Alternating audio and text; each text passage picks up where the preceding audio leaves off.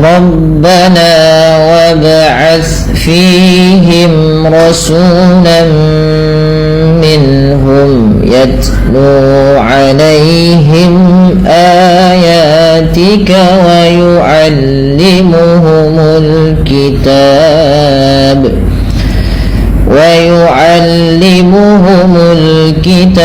wal hikmata wa yuzakkihim innaka antal azizul hakim.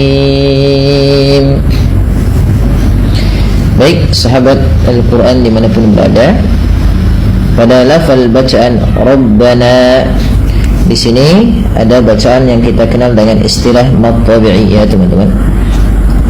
Mad tabi'i. Mad tabi'i juga dikenal dengan bacaan namanya mad asli. Mad tabi'i ada 3 kondisi yang sebagaimana yang pernah kami sampaikan dalam pembahasannya, yaitu ketika huruf berharakat bertemu dengan alif, kemudian ada huruf berharakat kasrah bertemu dengan ya mati, kemudian apabila ada huruf berharakat dhammah bertemu dengan waw mati. Maka 3 kondisi ini menunjukkan bahwasanya inilah kondisi untuk mad tabi'i. Dan perlu kita perhatikan, dalam bacaan mad tabi'i ini tidak boleh terlalu panjang hingga melebihi kadar sampai 4 harakat. Misalkan contoh Rabbana wab'ats, dengan tujuan ingin memanjangkannya sebagaimana yang biasanya, tapi tidak boleh terlalu panjang. Untuk mad tabi'i sendiri cukup 2 harakat saja. Rabbana wab'ats, ya. Rabbana dengan mengait, ya, dengan meninggikan suara sedikit dengan memanjangkan hurufnya. Kemudian pada lafal wab'ats ada ba sukun, ya, ba berharakat sukun. Ini perlu dipantulkan dalam pembacaannya. Tidak hanya cukup wab'ats, tapi dia harus ada bacaan memantul yang dikenal dengan istilah yang namanya qalqalah. Istilahnya kita kenal dengan bacaan qalqalah. Dan ada kesalahan yang lain dalam pembacaan qalqalah ini, yaitu dengan menambahkan hamzah, maka itu salah juga. Bagaimana cara menambahkan hamzah dalam bacaan qalqalah? Bentuknya seperti ini. Wab, wab, wab. Nah, ini menambahkan hamzah. Bagaimana cara membaca untuk qalqalah? Adalah dengan memantulkannya sesuai dengan makhrajnya. Maka wab, ya, wab, wab'ats, wab'ats fihim. Hati-hati di dalam membaca huruf sa, ya, ini tidak boleh terganti dengan bunyi suara sin. Beberapa kesalahan yang terjadi di dalam membaca huruf sa adalah menggantinya dengan sin. Contoh bunyinya wab'as. Nah, padahal huruf sa agar sesuai dengan bunyi makhrajnya, ujung lidahnya wajib ditempelkan dengan ujung gigi sari kita, maka terdengar wab'as, wab'as.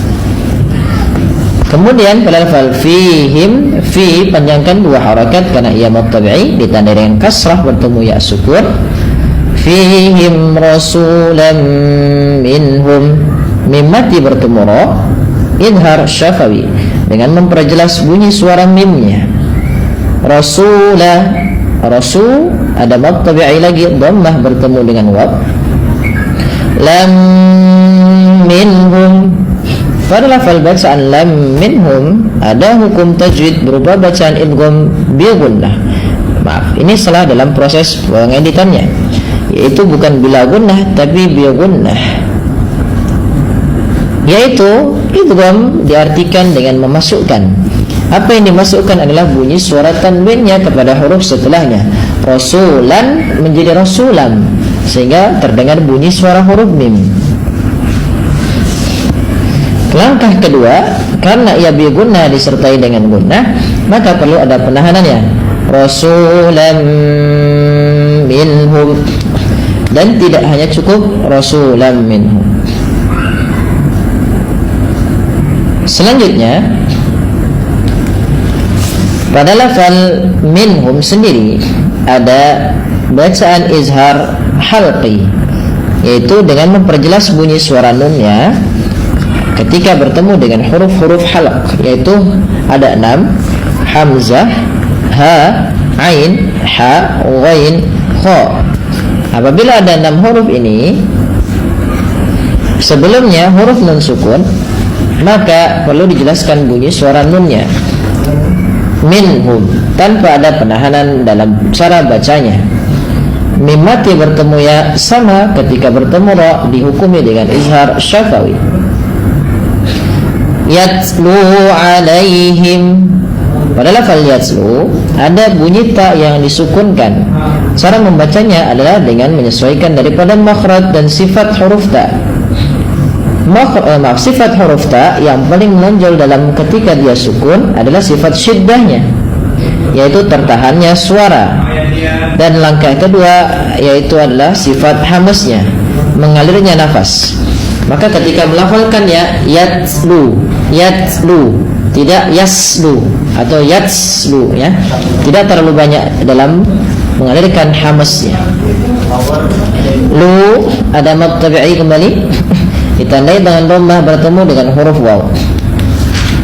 Alif yang ditandai dengan sifar mustadir di atasnya tidak dianggap ada. Alaihim ayatik, mim mati bertemu hamzah idhar syafawi. Ayatika, mad badal pada lafal ayat. Kenapa pada lafal dia disebut dengan mad badal bukan mad tabi'i? Karena adanya huruf hamzah yang bertemu dengan huruf mad. Maka tatkala adanya hamzah bertemu dengan huruf mad, maka kita kenal dengan istilah mad badal. Panjangnya 2 harakat juga.